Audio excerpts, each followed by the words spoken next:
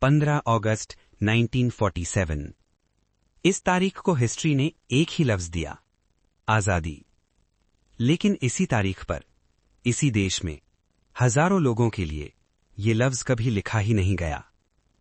Radio पर तिरंगा लहरा रहा था, सड़कों पर जश्न था, पर कुछ जगह ऐसी भी थीं जहां उस दिन भी ताले बंद थे। और उन तालों के पीछे सिर्फ लोग कैद नहीं थे, उनके नाम, उनकी पहचान और उनका भविष्य भी बंद कर दिया गया था। आजादी के बाद भी जो लोग कैद में रहे, ये कहानी उन्हीं की है। जब नया देश बन रहा था, तब सबसे पहले एक काम हुआ, चुनाव। कौन अपना है और कौन शक के लायक। इस चुनाव में कोई वोट नहीं था, कोई सुनवाई नहीं थी, बस फाइल्स खुली और कुछ नाम एक लिस्ट में डाल दिए गए। उनके सामने सिर्फ एक शब्द लिखा गया, सस्पेक्ट। और सस्पेक्ट होने का मतलब था, तुम आजाद देश में रहकर भी आजाद नहीं हो। इन लोगों पर कोई सबूत नहीं था, कोई जुर्म प्रूव नहीं हुआ, फिर भी उन्हें कैंप्स में भेज दिया गया। ये कैंप्स न पूरी जेल थे, न पूरी जिंदगी। ये बीच की एक जगह थी, जहां से बाहर निकलने का कोई वक्त फिक्स नहीं था। दिन महीने बन गए, महीने साल बन गए, और साल जिंदगी बन गए। इन कैंप्स में सबसे पहली चीज जो छीनी गई, वो थी खबर। न अखबार, न रेडियो, न दुनिया से कोई रिश्ता। उन लोगों को पता ही नहीं था बाहर देश किस तरह बदल रहा है। और जब कोई पूछता, हम कब बाहर जाएंगे, तो जवाब होता, जब ऊपर से ऑर्डर आएगा। और वो ऑर्डर कभी आया ही नहीं। इस कैद का सबसे खौफनाक पहलू ये था कि यहां मौत भी सीधी नहीं आती थी। यहां लोग मरते कम थे और टूट ज्यादा जाते थे। रोज वही दीवारें, रोज वही चेहरे, रोज वही इंतजार।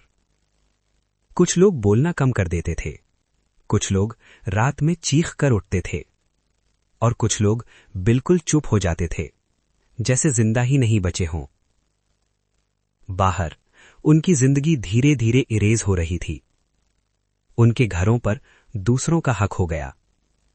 उनकी जमीन सरकारी कागजों में अबैंडन्ड लिख दी गई।